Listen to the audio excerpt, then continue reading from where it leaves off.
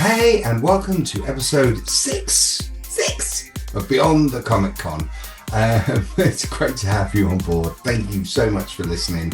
Today's episode is with my friend Bex, aka Bexi Bean, Mumma Cosplay. She's in the house. We're going to be chatting all things cosplay and how she heads up Cosplay at AnimeCon UK and all of that good stuff. But firstly, a little bit of housekeeping. Thank you to everyone who's listening. Thank you to all the subscribers. If you can, make sure you're subscribing, liking, sharing, doing all that good stuff. Maybe even leave a review. I would appreciate it. Thank you very much. But let's get into this. Bexi, take it away. And as I said, here we are with my pal, the amazing Bexi Beans in the house. Hey Bex, how you doing? I'm okay. How are you? I'm very well, thank you. I am very well. I love that giggle as well. That is probably, and for anyone that's listening, Bexi's doing the hands like ooh. Ooh, yeah, all the cutie thing, and that was kind of, for me, it was the first time I met you. Was at a local con to me, and you were a Disney princess. Yeah. And it was the high pitched voice, the giggles, the cutesy thing. You were judging a cosplay as well, and you would not break character. And you were judging a cosplay in character, and I was instantly impressed. That was amazing because you were not going to break character for those kids. So I don't think I've ever told you that, actually, but hats off to you, mate, because you do a lot of great things for the community, and that was the first time I met you, and I knew that she's cool. I like this girl. I thought you were cool too. I was like, well, oh, he's a good egg, isn't he, this guy? He's all right. Everyone loves a DJ. Exactly. That was a long time ago, wasn't it? It was. And we've both moved along. Like 10 years ago or something. Don't that starts to age me when we do that. So just recently, whatever. Yeah, recently, like last week, it was fine. So I've obviously known you for a little while now on the con scene. It's been an absolute pleasure, and I've seen you grow. And we'll talk about your evolution a little bit later on, but right now, if you could just sum up in a almost in a comic book format, I want Bexi Beans' secret origin. How did you get into cosplay, and where was this fire ignited? Oh, okay. Well, I was 15 years old, and my friends went, "There's this cool thing at the Excel this weekend. Do you want to come?" And I went, "Yeah, let's go." And I went to MCM when I was 15, which I don't mind admitting that was 15 years ago now. Quite a long time ago. And I remember being there and being like, oh my God, like people can dress up as anything. This is amazing. Sort of then went to a couple of cons and in a couple of really awful cosplays, because that's how it starts for everybody. And then it turned into more of a thing, because my original career path didn't work out.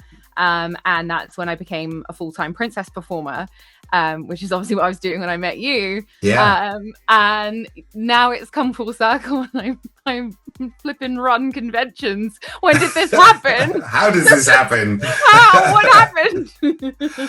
But I think what you said there at the start of that, where you were like, oh, I rocked up, I had some, in your opinion, some pretty awful cosplays. But that's the important step, isn't it? It's taking that step into the world of cosplay and going, well, I want to do this, and my budgets might not be there, or my skill sets aren't there. Yeah.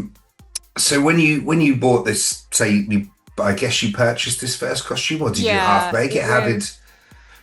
So it was I bought a ball gown on eBay, and then I decorated it. Nice. So that's what I did, and I wore it, and I was really proud of it. and rightly so, because at that point you then had that spark ignited to then go, do you know what, I want to do more and more and more and more. Did you take that ball gown on a bit of a journey and edit it more and more and more, or did you then go to some... I ended up actually, I think a year after it, making the entire ball gown from scratch instead of using the bought base because it just turned into a cosplay that people really liked, and I was more confident in making it myself. So I replicated the ball gown and made it. I still have it. I do still Hey. have it. It doesn't fit me. It probably fits my leg these days. But Oh, like I have it because I look at it and I'm like, oh my God, I made this thing. And although now I can look at it and go, okay, that's wrong, that's not done properly. At the time, being probably 16, 17 years old, I was pretty banging. It was pretty banging. I think I did okay for that age group. yeah. Is that something you had to teach yourself, or were you doing textiles at school or anything like that, or had you an interest, or was this like, let's pull up the YouTube and here we go? Because I tried a bit with foam, and it Yeah. to varying degrees of It success. was so when I was a kid, my granny used to sew outfits for my Barbie dolls, and I always took a real interest in it. So she used to always do things like, my gran was one of those people who was short and therefore always had to turn up her trousers and cut a big chunk off the bottom, and she used to give me all the fabric. Ah, And I used lovely. to make stuff for my Barbies, and I used to love designing something, but also the making. It wasn't just I wanted to sketch a pretty dress. It was like I wanted to do that. And then I think I was about 12 when my gran taught me to use her sewing machine, and I actually used it for a science project at school. You had to make a diagram of the cilia of the throat, Right, and okay. I did it in like different sewing stitches. I Nice. know, my teacher was like, this is actually quite cool. I wasn't expecting anyone to do this. And I was like, and then, yes, I did do textiles in school, but the only thing I really learned from that was reading a commercial pattern. Okay. Everything else has been self-taught, or one of my best friends that I've had for a very long time. She's taught me a lot of stuff. And then I've just sort of, I can't really remember how I did it. I've literally been talking about this recently, about how nowadays it is like there's a YouTube tutorial for everything. But Yeah. you have to remember, it's probably 10, 15 years ago, that wasn't a thing. You just sort of had to walk up to somebody at con and go, hi, I really like your cosplay. How did you make it? And they would stand there and be like, so what you want to do is this, this, and this. And you'd be like, oh my God, take notes. Like, Yeah. Yeah. And it was a great way of making friends as well, and yeah. building that community. I definitely saw in those early days, like yourself, I was attending Comic Cons as Hmm. just a guy that loved this stuff and was like, Yeah. oh my, how can I get myself in this world and things like that. And starting to see that community build and build and build, where Mm, cosplayers were kind of just a few people that were sort of dressing up and yeah. almost getting a bit of a side eye, and it was Yeah. kind of this thing. And then over the years, it's grown and grown and grown to Yeah. the point where we have these, we have world championships, people are Yeah. competing for big money as well. Hmm. And Hmm. I feel like cosplay is the backbone of any decent convention these days. It's like without cosplay, you almost don't have the Comic Cons anymore. No. Um, and this is where you've kind of moved along in your journey as a cosplayer. Hmm. So I know you still love cosplaying, and we can see in the background The there. chaos. If anyone that's listening to the podcast, I'm looking at the office. There's wigs, there's fabrics, there's an ironing board, there's a sewing machine, I think, or looks like a And the chemistry lab, like 3D printers, 3D printer. everything. Like it's all there, people. Trust me. And so you clearly still love being a part Mm, of this and making things, yeah. but you've definitely taken a backseat from sort Mm, of being a cosplayer in the mm. forefront of wanting to compete and things like that. So I think partly along your journey, you've now been a judge. Yes, I Uh, have. Tell me a bit about how that comes around and how you get the call to judge people. I mean, is that scary? Because I would hate to judge someone. Oh, you know what? It's not. It's kind of an honor because what you have to think of is the UK con scene is actually very small, and therefore, you end up judging your friends after a while, which is a real test of friendship if you can judge each other and not let your friendship bias you. But also, like, in the sense that people have to recommend you for the position, if you like. So people, when somebody then comes to you and goes, "Hey, you've been recommended," it's actually a massive compliment. Not just from the point of view that people go, "Oh, well, she's good at making stuff, so she'll do." It's like she's good at making stuff. I think she has a wide range of knowledge that would apply for a judging position, but also that, a whole amount of judging is making decisions and giving feedback and stuff. And you have to be nice when you do that. So I definitely, and obviously the local con I met you at, I judged for them quite early on, but that was a bit more community based. Whereas when I went on to do it for like Guild of Nerds, it was, that felt a bit more, I don't know, professional. I'm not sure if that's the right term, but like, do you know what I mean? It's like, and it was really amazing. And it was really funny too. The first time I did it, I sat next to Sketch McDraw and Captain Amelia, and we sat down at this judging table. And we were like, this is a blast from the past, isn't it? Realizing that we'd all known each other for 10 years at that point. And it's a full circle. We weren't the ones walking into the judging room anymore going, "Yeah, look at my cosplay that I made." We're the ones going, "Tell me what you've done." Tell me how many hours and how much blood, sweat, and tears have gone into this. Because that literally is what happens with some of these costumes, right? Absolutely.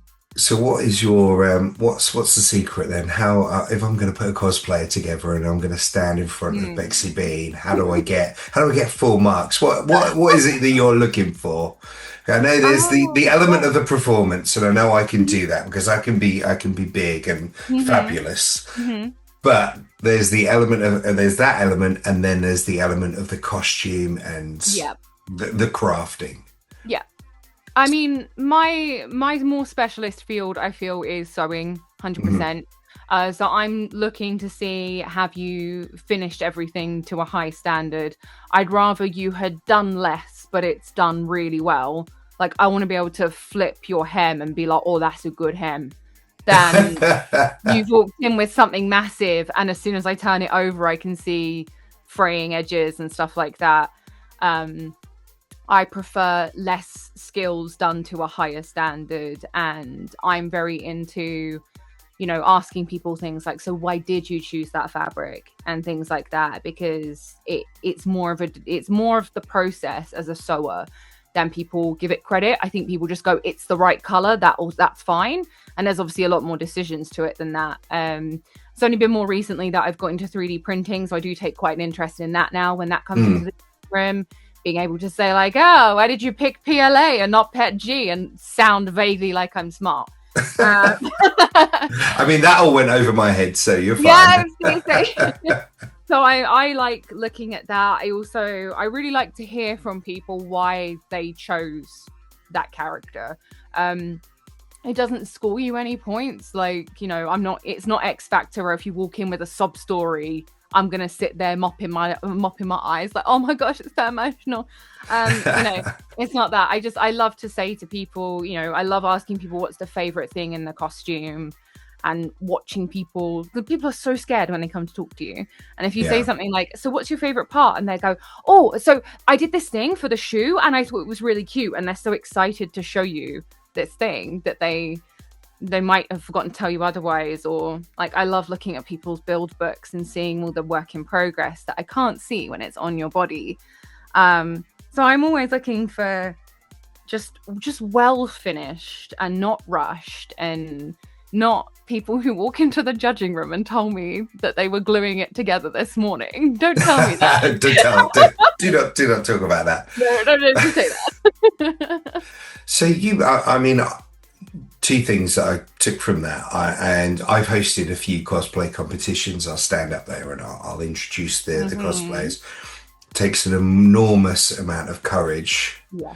for these people to come out on stage and show what they've been working on, to the point sometimes they are shaking, Yes. and you need to be there to calm them down. And that's something I've always admired about the judges. It's never been to me, to look at them, never been a harsh judging panel. I guess to the cosplayer coming out there thinking, oh my gosh, what am I letting myself in for? But Yeah. the judges are always friendly and welcoming. And the second thing that I wanted to take from that was, you said a build book? Yeah. I do not know about build books. So, well, as the name would suggest, it's like a book with all of your progress in. And traditionally, we would all do them as like scrapbooks, if you like. But obviously, in modern days, if you have about 40 of them to carry around as a judge, it gets a bit hard work. So I know that more recently with like Guild of Nerds, for example, they do all of their stuff where you put it all in a Google Drive. Which is a really good tool as well, because then as judges we could actually be looking at that weeks before the convention, because it just makes your job so much easier, as opposed to being presented all 40 of these costumes on the day and trying to make decisions.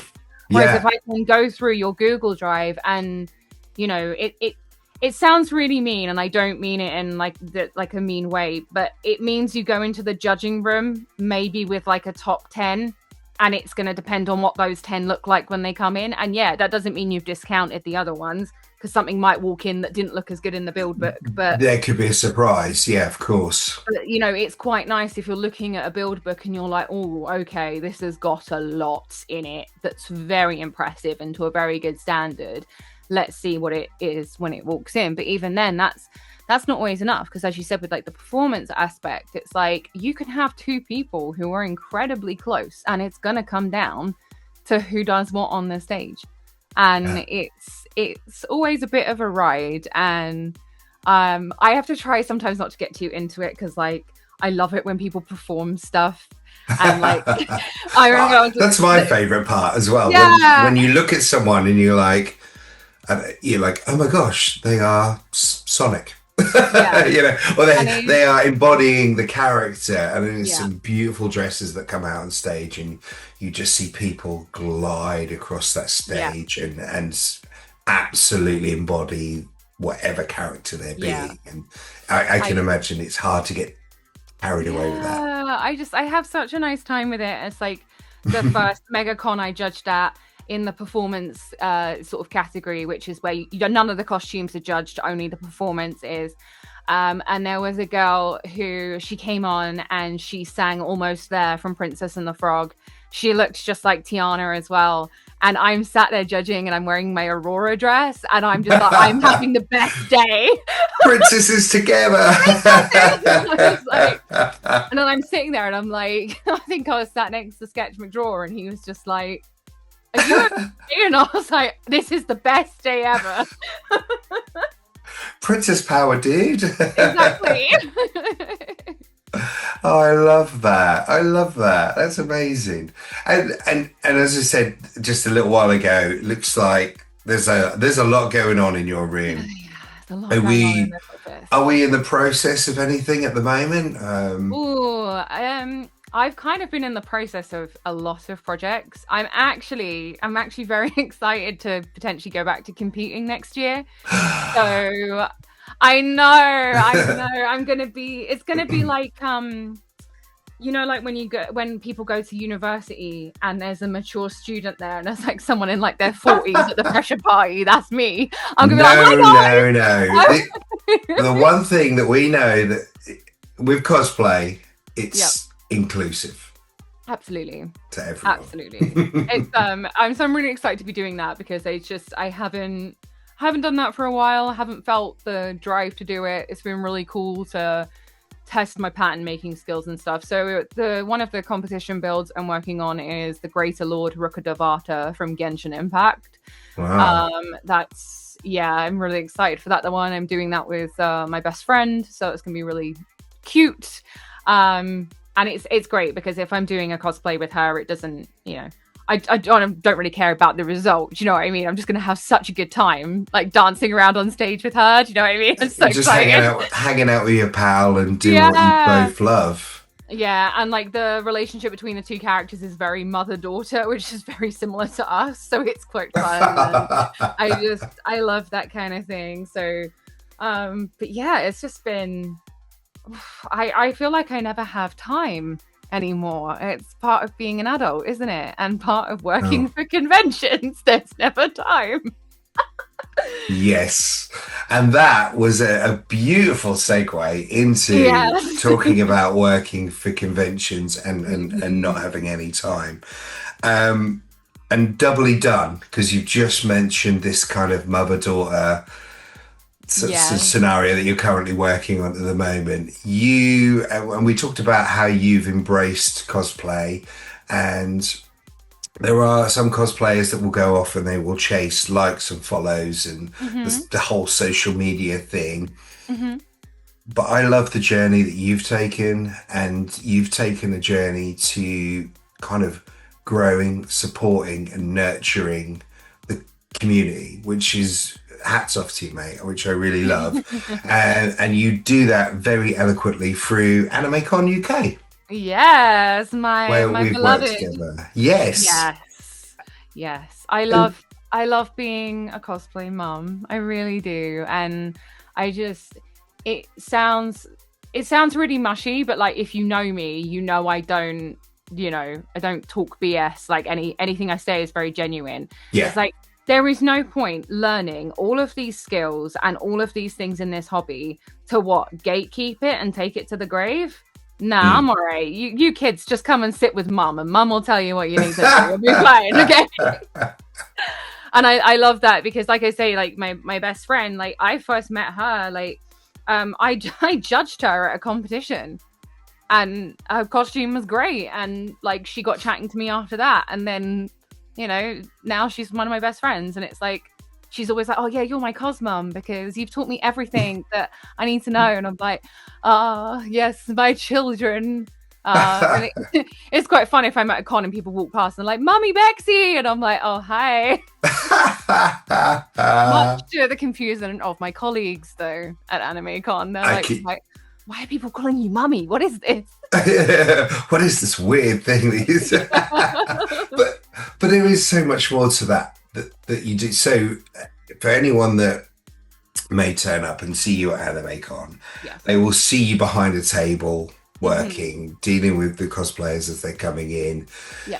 Quite often or not, you'll have some pins in your hands and some tape and some glue and some other buttons and things and ribbons and everything as well to help repair and help do all of this stuff. But behind the scenes, there is so much more to your job that you're doing with you arranged some of the parties. You did I played on the Saturday, but you arranged a cosplay get together on the Friday evening as well, and all of that stuff. So you just taught me through this role that I feel like you've created a role at a convention, and I'm all for it because everyone, I've still got on my bag, and you're talking about your 3D printing. I have a little badge that says performer on it.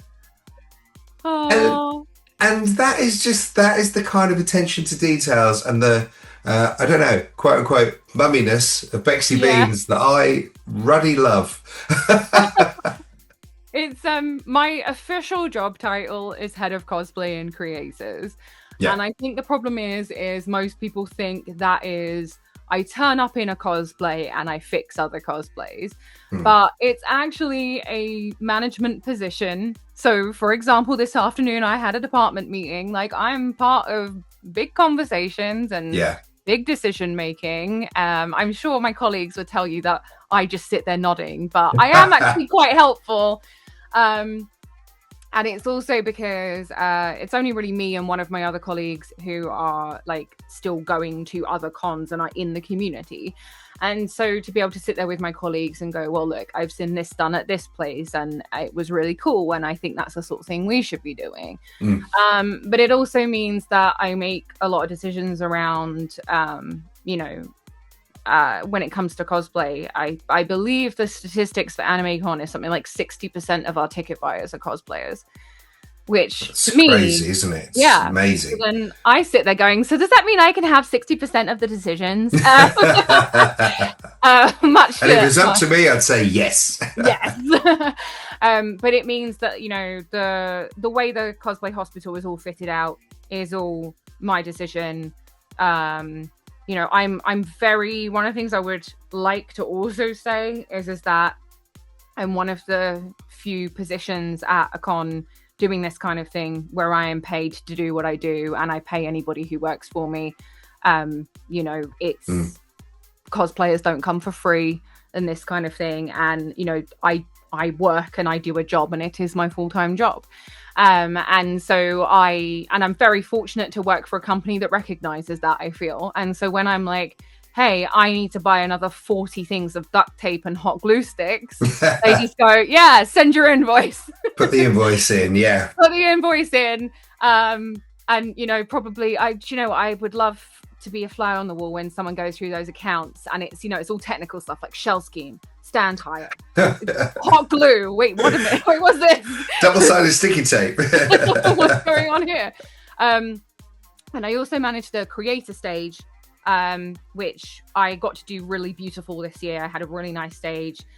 We decorated it all. I'm really into, maybe it's my princess performer background, I don't know.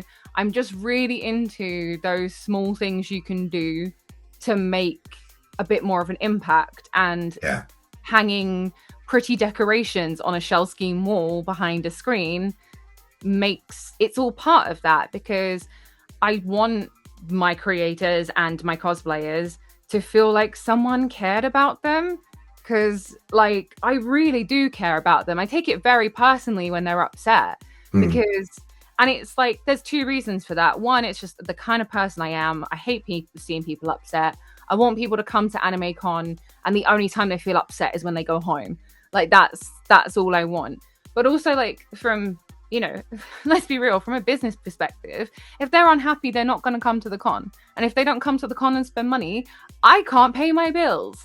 So, you know, it's like there's two sides to it. And it's like, so yeah, when people then, creators are able to see, particularly as like the year before, our creator stage really wasn't good enough. And it was something that we overlooked. And so to be able to go back to it this year and do something beautiful, for people to be like, oh my gosh, wow, this is lovely. And, you know, that's when I said, when we added the Friday, I went to the big bosses, the big scary boss people, and was like, so hi, I'd like to do a cosplay ball. I need some money for balloons and fairy lights. I wanted sparkles. And I literally put together this massive project proposal. It had like little Canva diagrams of what I was thinking. This was the cost, but in that cost, how much of this was reusable if we did it again, and all that kind of thing. And the CEO of the company very, very kindly was like, all right, I'll get you that haul for the evening. Off you go, do your thing. And, you know, we did that for free for people who were creators and stuff. So we wouldn't have made any money of that. That would have cost us money to do. But it was to do it so that these people feel like we care and all of that kind of thing. And it was just, I'm so passionate about making people feel like wanted and cared about, because I do think there has been, it's definitely got better over the years, as we've touched upon before. Like, you know, it's cosplayers are seen much more as like a backbone than, you know, maybe a bit of like, oh, there's the bunch of weirdos, you know. And I think it's really important to make them feel special, because the other thing I'm also much more aware of these days as well is things like there's a lot of neurodiversity and mental health stuff. And so some of these people are probably at this convention because they already have people at home that make them feel rubbish. We don't need to make them feel rubbish too. They should come here and be like, I feel loved. Yeah. And seen and wanted. And that's what I want to do. Like, you know, I really, really care. Like, it's like, probably care too much sometimes, to be honest, but you know. You hit the nail on the head there. I think like there was so much neurodivergency in what we do in the cosplay and the Comic Con scene as a whole. And yeah, the way that you do look after people, and whether it's someone be well overwhelmed, they may have some other issues going on and things like that. I've never sort of kind of seen a more welcoming team. With you and Yeah. the team, there is a safe space for anyone. And again, with AnimeCon, which is a relatively new convention, really, Yeah. to the UK. I know it's been going a few, 2 or 3 years, two, 3 years. three This years. year I've was done year three. 3. This year's year three, and they're going for two in a row now, which is amazing. But every time with this convention, there is always they always take from their learnings and go, Yeah. we missed that, we dropped that this needs to Mm. change. And and it's nice to see a convention that does do that and it listens to people. I certainly feel validated when I give opinions in and we talk about the stages and things like that. Yeah, for It's sure. always listened to and then refined and changed the next year. So it's great. So must be great for you to work for a company like that. So It is amazing because I think most people in my job would have to fight for everything. yeah, And I'm very lucky. I mean, part of the reason I do have, I suppose, more say is because obviously I have proven that I'm reliable and all that kind of thing. You can't just walk in and go, "Hi, I've started working here for 5 minutes and now I want all of these things." Uh, mm, you wouldn't be able to do that anywhere, really. But it's really nice to work with a group of people who are everybody on that team is like, you know what? That's not my area. So that's that person's area. I'm going to ask them what they want to do. Um, and yeah, we've every con makes mistakes. You're never going to get it right all of the time, but as you say, it's taking that feedback and going, okay, let's see what we could do better. yeah, Let's see what could be improved. I know this year, like we've got a new guy working for us who does all of our partnerships and things like that. And he has taken an insubordinate amount of time to sit there and phone anybody who gave feedback to be like, hey, tell me more about this. And that's amazing. worked, he's worked so hard. Bless him. I love him to pieces. I really do. And it's so nice that we sit around these department meetings and we all take the mick out of each other, and especially my boss. My boss this afternoon was literally just bullying me for no reason. But we all do it. We're all very sassy to each other. I think it's a sign of a good friendship if you can all be really like, oh yeah, well, here comes the idiot. Like, do you know what I mean? You can Have the bants, yeah. you have the band, exactly. But it's really cool. Like, people will go, oh, so Bex, creators, what do you want to do about this, this, and this? And I'll go, oh, well, I think it should be this way. And they go, okay. There's no, well, we wouldn't do it that way. It's just, Mm, yeah, sure. That's Bex's department. Bex wants to do it that way, fine. And I feel very lucky to work with the people that yeah. I work with. You get to grow and evolve. Yeah. And we've been at conventions all over the country and all over the world, and yourself Yeah. included now as well. And Yeah. there's no such thing as the perfect convention. No. you know, Well, and yeah, but I always feel as long as people are taking from their learnings and developing, yeah. that's all we can do. Again, we were talking about cosplaying growing from this scene of initially back in the day, just some, quote unquote randoms just dressing up to Yeah. start to become a bigger thing and a bigger thing. And it's the backbone of conventions. And we're seeing so much more inclusivity and Yeah. neurodivergence and all this stuff coming through. And there's been the messages of cosplay is not consent, which Hmm. has come through, and I feel like it's taking a while, but that is now starting to sort of sink in with people, and I'm Yeah. seeing people be much more respectful, asking for pictures Yeah. and things like that, because sometimes it would be inappropriate. Well, anytime it's inappropriate to take a photo of someone without their permission, but obviously Yeah. I some of the think. cosplays. Is there anything that as we improve and as people get Mhm. better and have a bigger understanding of this community, is there anything that you feel is not quite there yet or needs to develop, or Yeah, is I it? think. So much of it is it's a two-way street. Like, I'm always saying this to cosplayers. It's like, yes, the normies have no right to pick on you when you're out and Normies. about.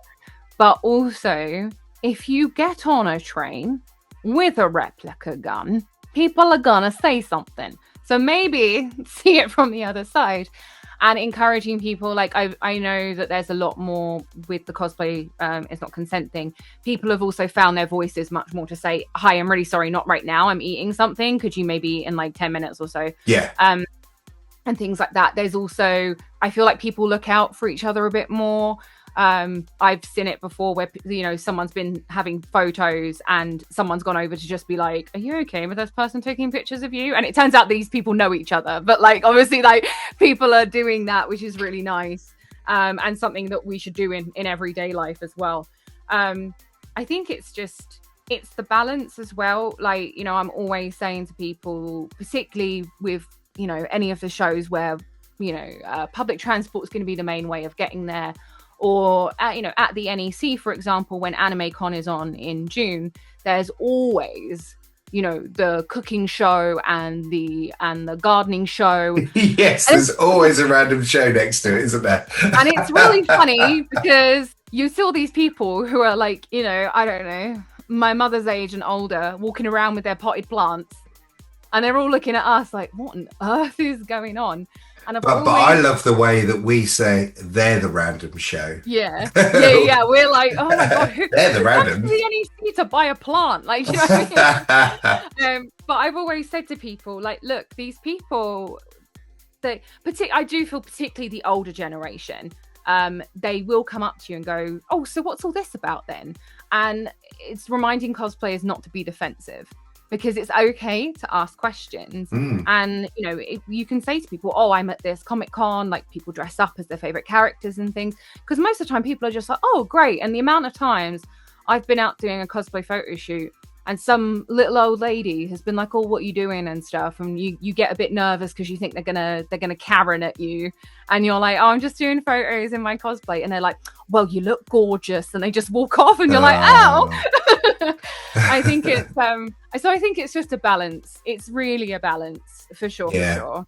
A full-on two-way street there, isn't it? Yeah, you have to see it from both sides of the coin. And also just try to maybe normalize as well that if you have a problem, the staff at a con are the best people to go to, or the building security. Don't wait and then go and post it on social media later that someone was a problem. Come and find us, because we are there to look after you and we are there to protect you and things like that. And that can be for anything. It doesn't necessarily have to be a cosplay is not consent. Maybe you just feel really ill because you haven't drunk enough water and like your wig is hurting. Like, just come and tell us. Like, we are there to make sure you're all okay.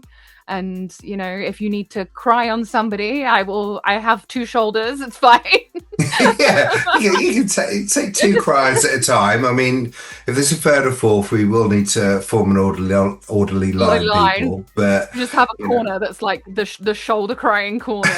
But no, you're 100% right there. I do think that people do need to potentially take a little bit out of ownership themselves, and if they need help, you know, there's two things in this world that I've learned. One is to ask for help if you need it, and I learned that quite early on. And then one I've learned recently, and you just alluded to it a little while ago, was be free to say no. Yeah.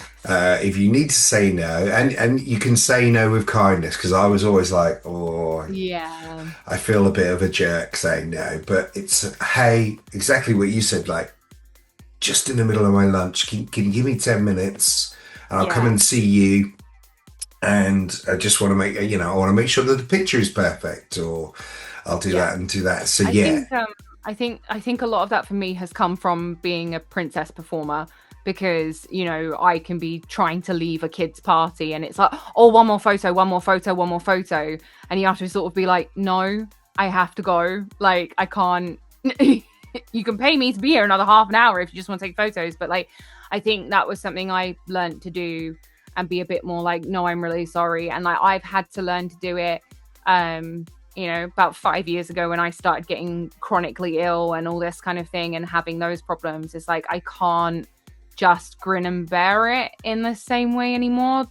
Which maybe is just something that happens to all of us after 25. I feel like it's a downhill slope after that. But maybe it's because we're getting older. We're just like, no. Yeah, but it's that kind of thing of like, I've been performing before an event, and I've been Elsa, and I've been trying to go for my break, and these parents are still throwing their kids in front of me, and I've had to sort of get a bit like, I promise I will come back and see you and we can take lots of pictures, but I really have to go and check Olab's okay right now, and just like leave. And some people do get funny with you, but it's like, it's for the sake of like 5 to 10 minutes. Your child can wait. It's not the end of the world, and it allows me to do the basic human right of drinking water. I know, shocking. I'm so high maintenance. and it saves breaking the illusion for the children, and they're going to get a better experience down the line as well, because you're going to come back refreshed. I don't think a lot of people appreciate. I certainly can. I know what it's like to be performing, and it goes across. Whether you're a musician, a DJ. / button presser, I know. I hear you all saying that. But it's hard work, all right, pressing them buttons and performing. And like I said earlier, the first time I met you, you did not break character. You would not do that in front of those kids. And I know how much effort that takes. It's exhausting, and people I don't potentially feel they appreciate that at times. So no, I don't. But I think I still love to do it. I do still perform, obviously less, both age, health, but also, AnimeCon needs me all the time. So they gotta be doing that too. But it is great that you have this connection with AnimeCon and you're doing what you're doing. I do feel that there's, and maybe some people can correct me if I'm wrong, but having you guys being paid and doing the way you're doing it, it's kind of certainly leading the way. I think the bigger conventions certainly do, but AnimeCon as an independent that is growing, and that was what I quite liked about them. They always looked like they are an independent, but they kind of had this not corporate feel, but they went big straight away. They went all in, which I love, but. Yeah. With a lot of the smaller independents, it's like, hey, do you want to come and do some cosplay? We'll throw you a bottle of water and some pizza or something. And it's like... A single slice of pizza, Leroy. It's not good enough, people. We know this is not good enough. Exactly. So you mentioned we jumped on earlier as well, and this weekend the short show is going to go out a little bit later on. So this is history. Time travel. But you will have, once this comes out, been to HataruCon. HataruCon. Thank you. And you are so just because you're not busy enough. Yes. You decided to be a secretary of this convention because, we need more work in our lives. Yes. Oh, so how I mentioned about, going to cons when you were, 15, 16, and that's how you made friends? That is how I met the chairperson of HataruCon.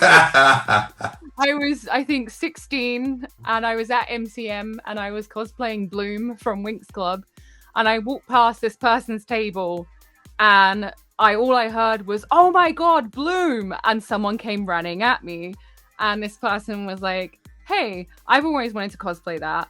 We should swap email addresses." That's how ancient it was. Was it AOL? like MSN Messenger.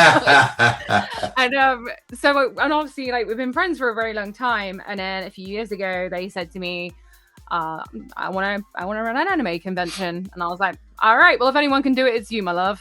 It's just very yeah, fine. So it was probably about 2 years ago that they asked me to come on board as their secretary. So it's a much, much smaller role than what I do at AnimeCon and things like that.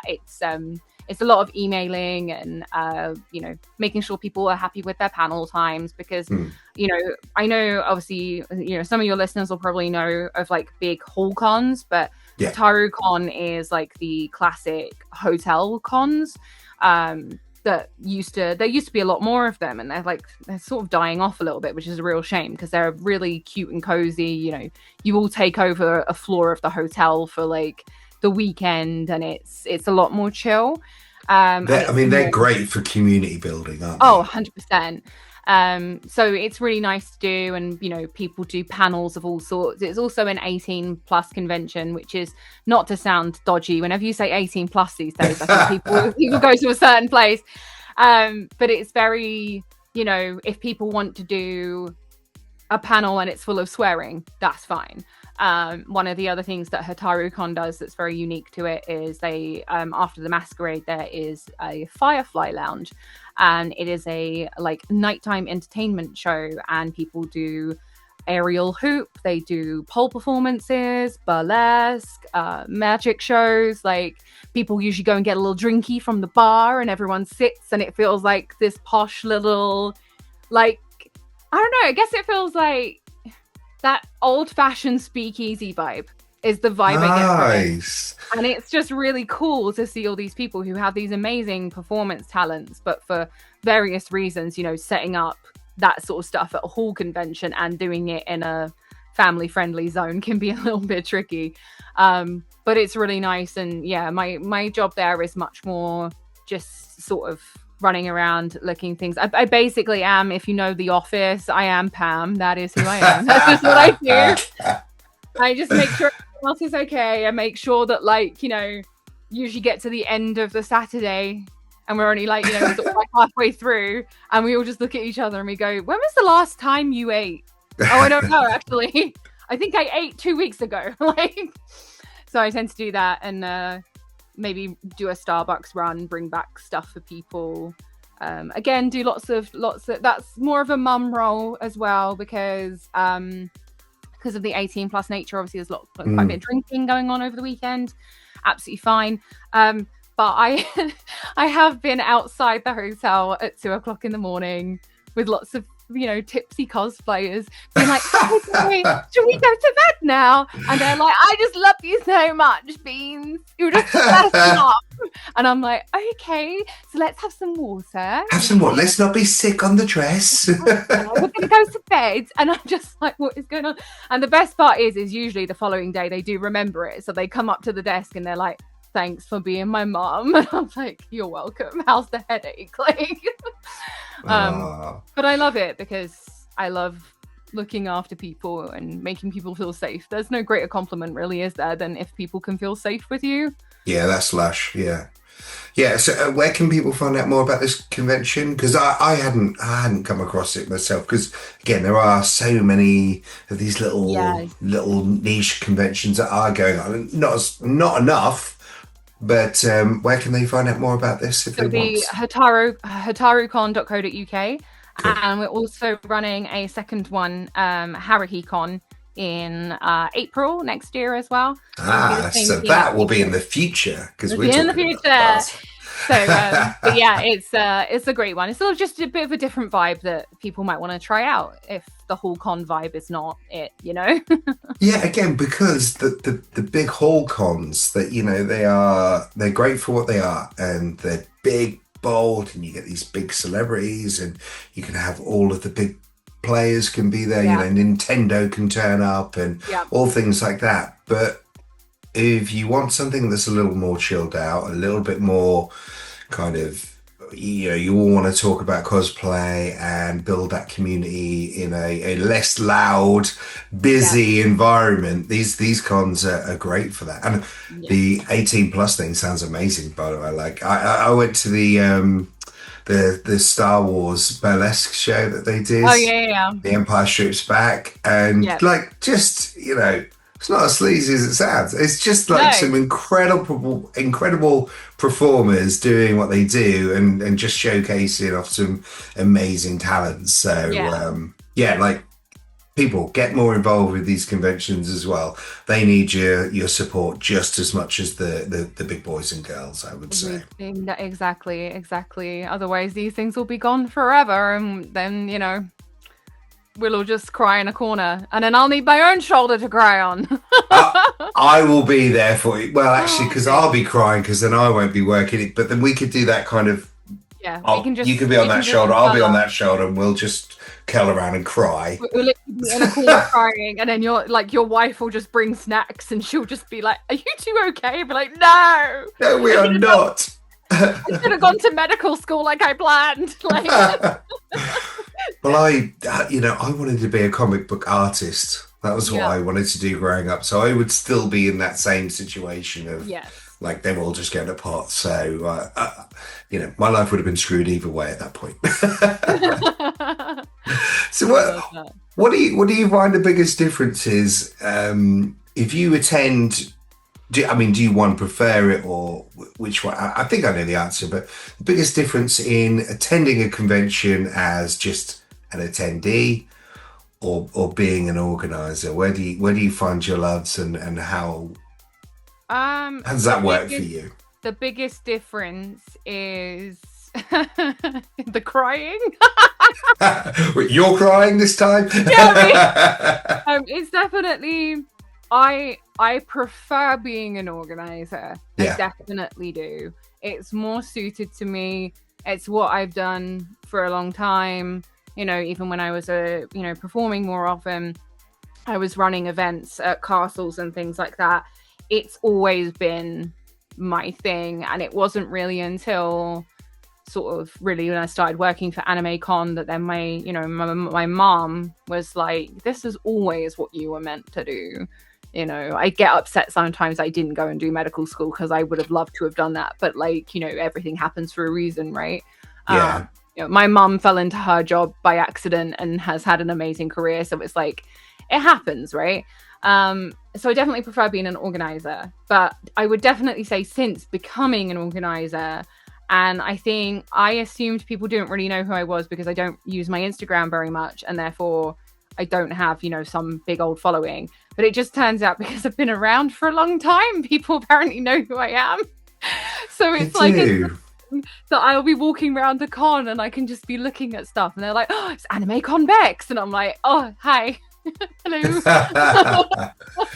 So you're like a little celebrity in I wish. I don't know. It is nice. It is nice when people come up to you, and I think one of my favorite things as well is people who recognize me who maybe, I don't know, maybe they had to email me ahead of Anime Con to be like, "Oh, hey, I'm really concerned about for example, the creator passes pick up their passes with ID. They're concerned about dead names and things like that." We get that a lot, which if anyone is listening and they are worried about their dead name, just drop us an email. We can help with that. It's absolutely fine.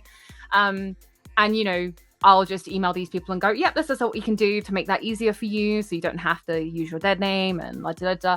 And people coming up to you at a con and being like, "Hi, sorry, are you Bex? You emailed me and you were really nice and it made my day." And I'm just like, I want to cry and I love you.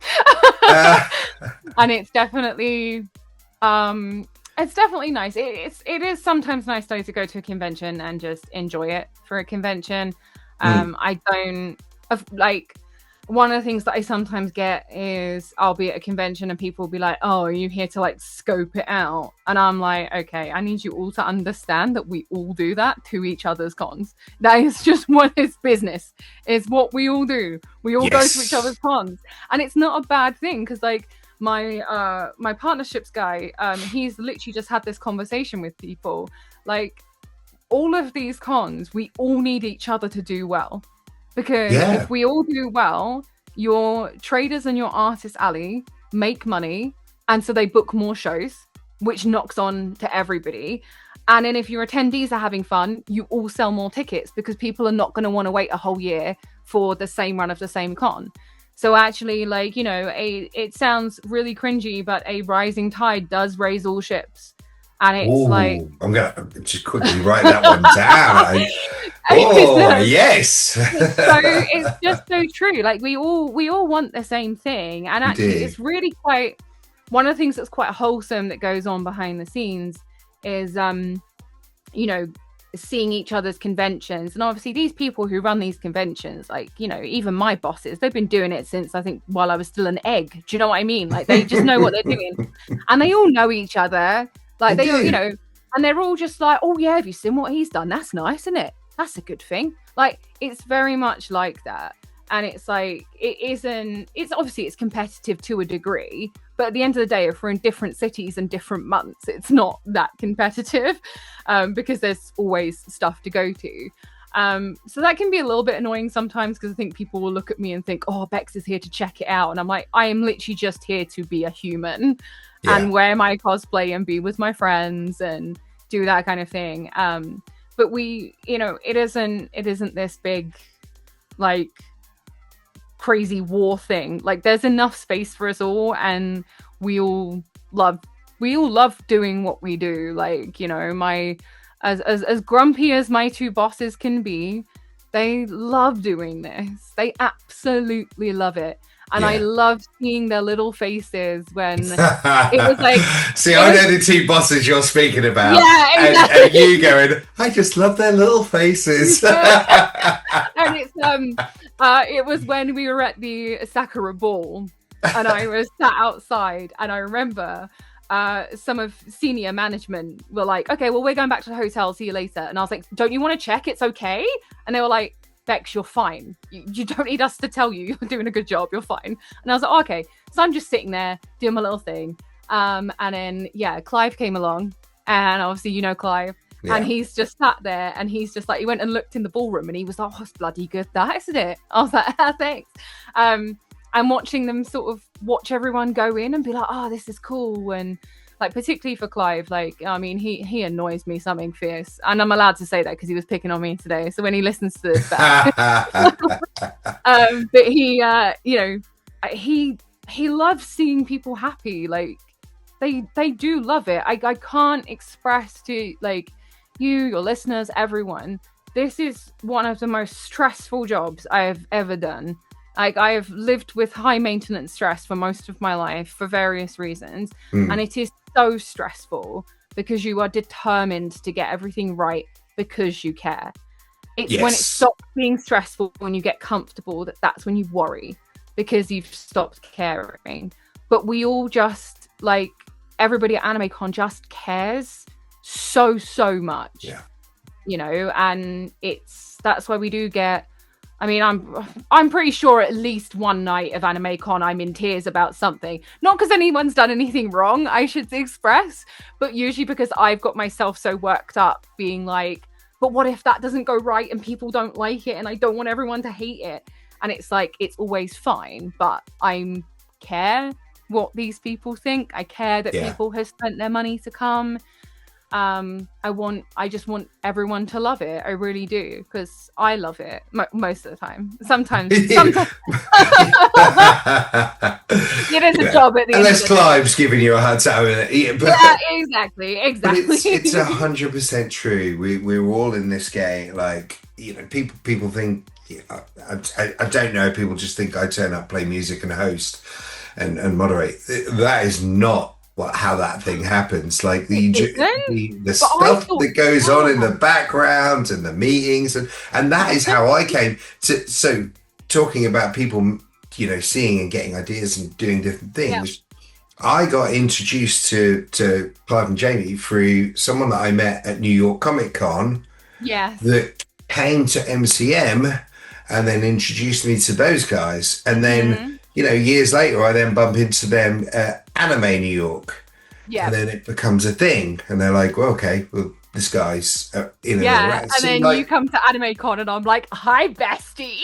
And I'm like, oh my gosh, like, we're talking 8 to 10 years ago at a little local con.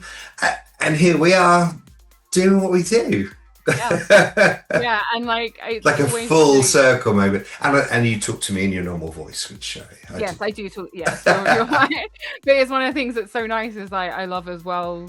Like, obviously, you know, we've known each other a long time. We've been through a lot of stuff. We've seen a lot of stuff as well. Yes, I think it's really cool when I get to sit there and be like, oh, I just love it when Leroy does the party and people being so excited that you're there and doing the Oh, party. Jack, get away with Like, you. my little mum moment. Oh, my boy is all grown up. I saw him doing that little thing that he did, and it's now an actual, it's an actual thing. It's just, it's so cool to see that, like, to see good things happen to good people is good. It takes a long time to get here, and it would have been nicer if things had happened a lot sooner. But Correct. Here we are. Yeah, I do think these things are a slow burn. Yes. But we talk about those full circle moments. I'm definitely seeing the convention scene is, it's not going away anytime soon. That's for sure, and it's really hitting a cool pace. And I'm really I don't think there's ever been a more exciting time to be involved in conventions, whether it's at my side of it, where it's entertainment, hosting, moderating, your side of things, doing the cosplay and bringing that all to life, and all of this stuff coming together with people realizing this is where their audience are, and like we said, Nintendo and people like that, all are all turning up to these conventions and wanting to be involved. I just don't think there's ever been a better time for it. No, and I just amazing. Don't see them going away anytime soon. I mean, he said touch wood, because we have bills to pay. I have bills and a mortgage, and oh my gosh, don't even get me started. But no, I totally get that. It's definitely, and I definitely think, like you say, with a lot of those big brands, they've started to take much more notice of cons. It's no longer the trade shows anymore. It's no longer, Nintendo only sitting down with Pokemon. Like, it's, they come because they know there's connection. There's a lot of them taking much more interest in the UK market than perhaps they previously would have done. They would have maybe lumped the UK in with Europe and not thought much of it. But, there's so much of it itself. And it's definitely... having now, obviously, you've done conventions around the world. I've done a couple in other countries, and it's definitely really interesting to see the difference. Like, they're obviously all quite similar. A spade's a spade at the end of the day, but it was really strange when I went to Fan Expo Vancouver the first time, and I was just like, wait a minute. The vibe is so different. I think, like, UK cons have such a friendly vibe that, like, if you were walking around on your own and someone liked your cosplay, you'd be adopted into that friend group, and then that's it, you're best friends. Whereas, I haven't really seen that overseas in quite the same way. So I saw it. I did Anime Frontier, and that was a really friendly convention. That was Texas, and I could see there was a lot of cosplayers coming together out in the States. But I think you're right. I think the UK guys are definitely more open to building those communities on the show floor, almost like. Yeah. It was definitely, I noticed when I was at Fan Expo Vancouver, I would see someone's cosplay, love it, go running over to them and be like, hi, excuse me, I just wanted to say how much I love your cosplay, and the confusion on their face. And I'm like, oh, and at first I thought maybe I've had a lot of problems in Vancouver of people not understanding my accent, believe it or not. So okay. I usually assume it's that. And it was people just being really shocked, and people being like, my cosplay? Really? I'm like, yeah, you look great. And they're like, oh, like, they just don't know what to do with the compliment. And I'm like, what's going on here, guys? It was like literally just walking around Fan Expo Vancouver, just every time I saw someone in cosplay, it was like, love your cosplay, love your cosplay, love your cosplay. Bexi Bean, I'll be your mum soon, don't I'll worry. Be your mum, yeah, you can have an English mum, enjoy. I mean, I'd say, I was about to say American Canadians would probably love that just as much as the Americans as well. Yeah, for sure. It's definitely been fun to do that over there as well, and particularly with, like, obviously I've only ever attended conventions out there. I'd love to be able to work for a convention out there as well at some point, and I think it's really cool to watch how much more international people, like, do stuff. And obviously a lot of people here now go across to Germany for Dacomi and stuff like that, and I'm a huge fan of people getting some travel in, it's good for you, good to experience another. I mean, maybe don't do it to Vancouver on like a 10-hour flight, but don't do what I do. Do as I say, not as I do, children. Yes, and my recommendation if anyone's traveling is to, when you go to these cons, is to actually put a few days either side as well, and make sure you go and see the place. That's the only downside to my traveling, is that I get on a Eurostar, I get on a plane, I land, I go to a hotel, I go to a convention hall, I get back to a hotel, and I come back. I took a few days out in Japan, and I've done a couple of days in the States here and there, but generally, and once you've seen one convention hall, they're all pretty much the same. They're these just huge buildings with entrances all around them and toilets. And like you say, being able to see some of this stuff and see the area and take photos in the area. I've got a great picture as Scarlet Witch in front of Vancouver Harbour in the absolute torrential rain. But it's such a good picture, and I'm like I'm bringing it. I'm here. The only thing you have to remember about being in Vancouver Harbour is all the cruise ships are there, and they all sound their like boat horns at like midday. No one told me that. I was very scared. Just a and you're just like, God. No. It's definitely. I can't believe how much it's changed over the years. I'm literally working on a panel at the moment to present at a con, actually the week after Anime Con, because I need more work. But I'm literally doing a panel about how cosplay has changed in like the last 15 years, because it is that the change is massive. Yeah, absolutely massive. And I think it's probably all 90% for the best. There's a couple of things we don't like. I think social media can be a little bit of an issue sometimes, but as long as you're looking after yourself and stuff. But it's to watch how it's changed, and watch how now something like cosplay is so important that there are people who are paid professionally to make costumes from games for promo, because game companies are realizing that that's the way to do it. There's also that warrants paying somebody like me full time to do a job managing these people, right? It's all that kind of thing. It's like that wouldn't have happened 10 years ago. I don't even necessarily think it would have happened 5 years ago, if I'm honest. Granted, 5 years ago was COVID, but you know what I mean. Like it's well, I was talking to try and get his last name right. I think it's Leon Hero. Chiro, yeah. So I was working with him in Cyprus Comic Con. Yeah. And he was saying that all blew up for him. He was doing the cosplay scene, and he was, big on the cosplay scene. But during lockdown, so we're talking about that 5 years ago or so. Yeah. Whatever happened, there was a shift change, and companies suddenly saw. Maybe it was because the advertising world had changed and people weren't able to go out at that point. Yeah.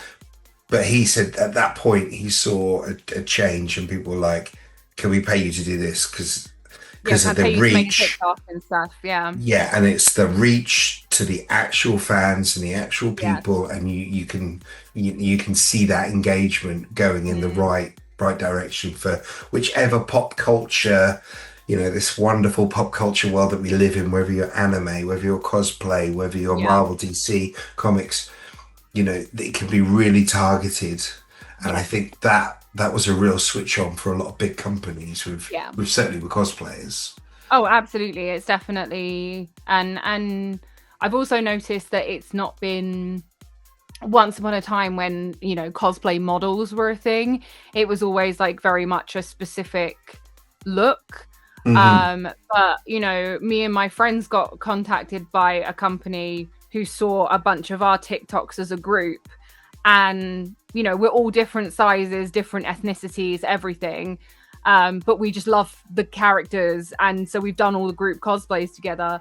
And they reached out to us and they were like, hey, how can we contact you to can we do like a PR thing where we give you this thing to put in your video and stuff like that? And it was just really sort of, that's cool. amazing for, particularly as well, now that particular group of friends were all closer to 30. People have had kids, people are married. We're not all 18 and bouncy and springy anymore.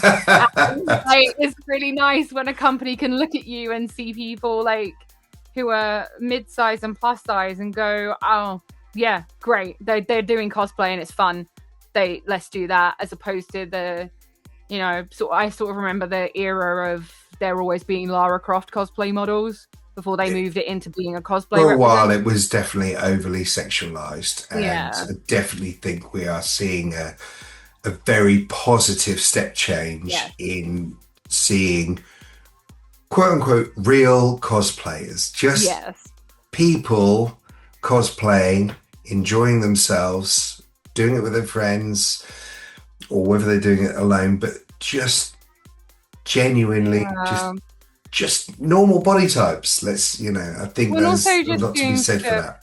And also stuff like, but most of my friends have chronic health problems and stuff like that.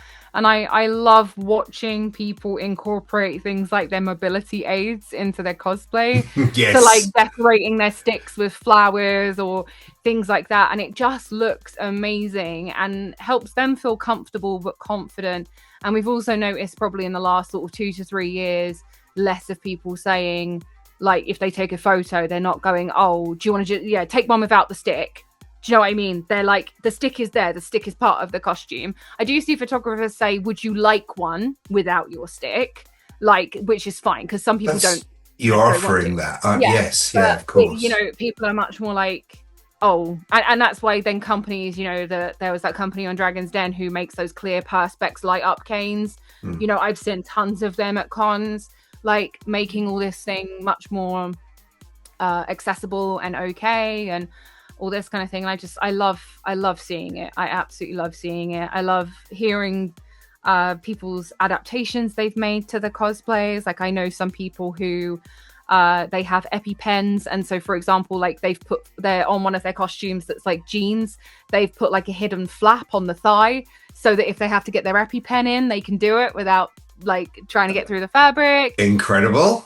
And it's just, and I've done things where I've built like little pockets into the front of my costume so I can put heating pads in for my endometriosis and stuff like that. It's just so great that it's no longer it's not the skinny white person anymore. It doesn't have to be that anymore. It can just be, hey, everyone. Yeah, and you look like you're having a banging time. Crack on. Which is what it's all about, mate. Which is 100%. What it's all about. Well, that literally, we're just about to run out of time. We're very close to the end there. But I just want one last bit from you, mate. Any advice that you want to throw out to our beginners or anyone that's thinking about getting into cosplay? Any words of wisdoms from Mumma Bexi Beans? Honestly, just do it. Life is too short. I know a lot of the time it feels too long, but it is too short. Just do it. It's a laugh. And don't rush to finish that costume. There are other cons, and it is only cosplay. And I promise you, it's not the end of the world. And your friends are going to love you if you turn up in a bin bag or if you turn up in a full competitive cosplay. Like, how you feel is more important than the cosplay. Love that. And I love you, mate. That is... I love you too. Yeah, we're just going to have lots of love. No. And on that full-on loveliness note of love, Bexi, we're going to have you back on at some point again in the future. And we'll talk some more about this, because I think I'm only seeing positive stuff. And I think that as we go along, cosplay is just going to continue to evolve and continue to grow and just do what it does. I love it. Yep. Thanks so much, mate. See you soon. Anytime. Bye. Oh, Bex, thank you so much for joining me today. It was a real pleasure. It's always great to catch up with you, mate, and see you knocking around. See you doing so well as well, which is awesome. Anyone listening, that podcast could have gone on for hours and hours and hours. We had so much to go over. So we will be getting Bexi back on the show and doing some more stuff there. So for now, thank you so much for listening. Please remember to hit that like, subscribe button, leave a review. That would be great. And I'll catch you all for episode 7 of Beyond the Comic Con.